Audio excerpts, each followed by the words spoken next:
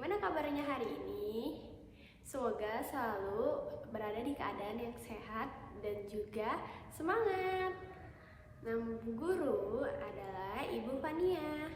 Jadi, pada hari ini kita akan belajar tentang teks naratif. Jadi, sebelum kita masuk ke dalam materinya, apakah ada yang tahu apa itu teks naratif? Jadi, teks naratif adalah sebuah rangkaian cerita yang menceritakan tentang suatu kejadian dan berhubungan di antara satu dengan kejadian yang lainnya. Teks naratif terdiri dari 6 jenis.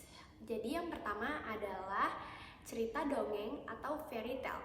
Cerita dongeng sendiri adalah biasanya cerita dari karangan seseorang lalu diceritakan kembali kepada orang lain. Selanjutnya adalah cerita binatang atau fable.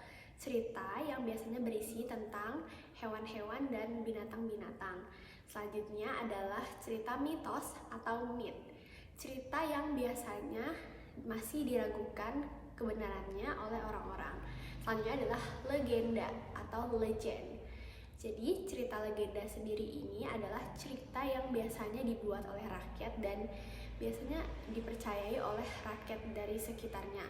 Selanjutnya adalah cerita rakyat atau cerita folklore.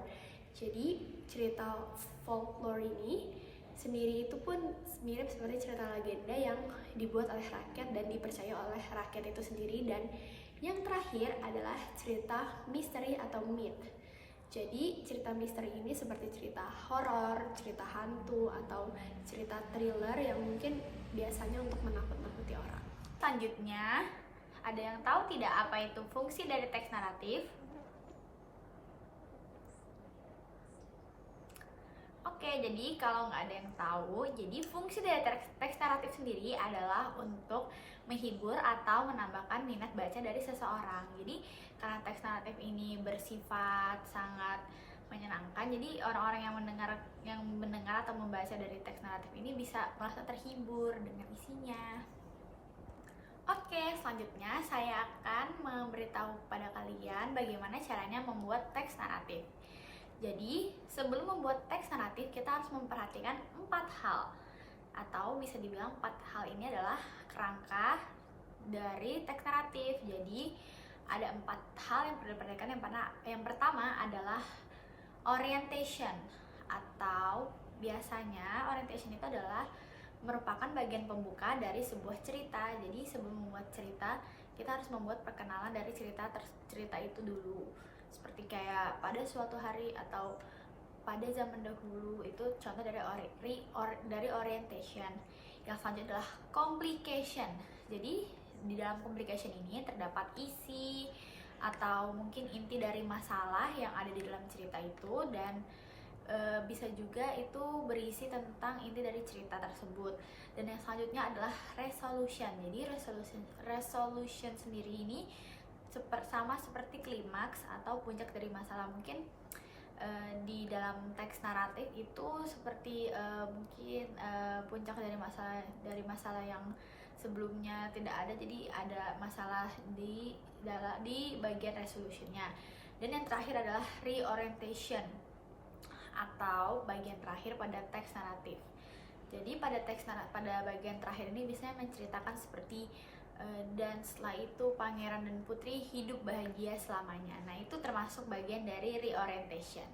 Jadi di belakang sini kalian bisa melihat salah satu contoh teks naratif berjudul The Little Red Riding Hood. Kalau kalian ingin membaca ceritanya, kan bisa skip dulu video ini. Tapi kalau kalian tidak ingin, saya akan menceritakan kepada kalian bagaimana singkatnya. Jadi The Little Red Riding Hood sendiri ini adalah seorang anak kecil yang memakai jubah berwarna merah. Pada suatu hari dia ingin mengantarkan kue kepada neneknya yang tinggal di hutan. Tetapi ternyata saat sampai di rumah sang nenek, ternyata The Little Red Riding Hood malah bertemu sama serigala. Dan ternyata serigala tersebut sudah memakan neneknya. Jadi setelah tahu kalau neneknya itu dimakan oleh serigala, Little Red Riding Hood pun langsung berlari keluar dari hutan, kabur. Jadi sekiranya mungkin seperti itu singkatnya cerita dari The Little Red Riding Hood. Jadi dari kalian semua, apakah kalian ada yang tahu The Little Red Riding Hood ini termasuk cerita apa? Ya, betul banget. Jadi, The Little Red Riding Hood ini termasuk teks cerita dongeng. Jadi, ini adalah karangan belaka atau fiksi. Jadi, dia tidak nyata. Nah, kita sudah ada di penghujung video. Jadi, di penghujung video ini saya sudah menyiapkan 5 kuis pertanyaan untuk kalian jawab.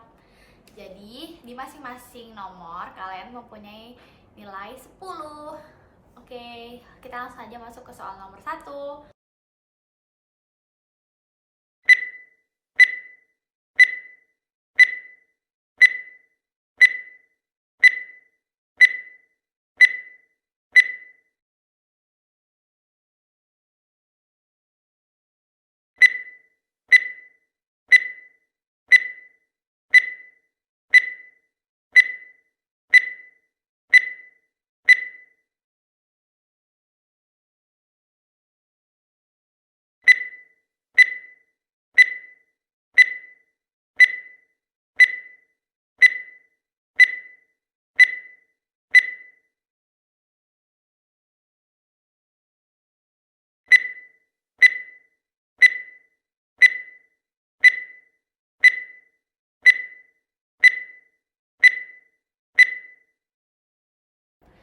Nah, gimana tadi kuisnya? Mudah atau susah? Kira-kira kalian dapat nilai berapa? Tulis ya di kolom komentar di bawah.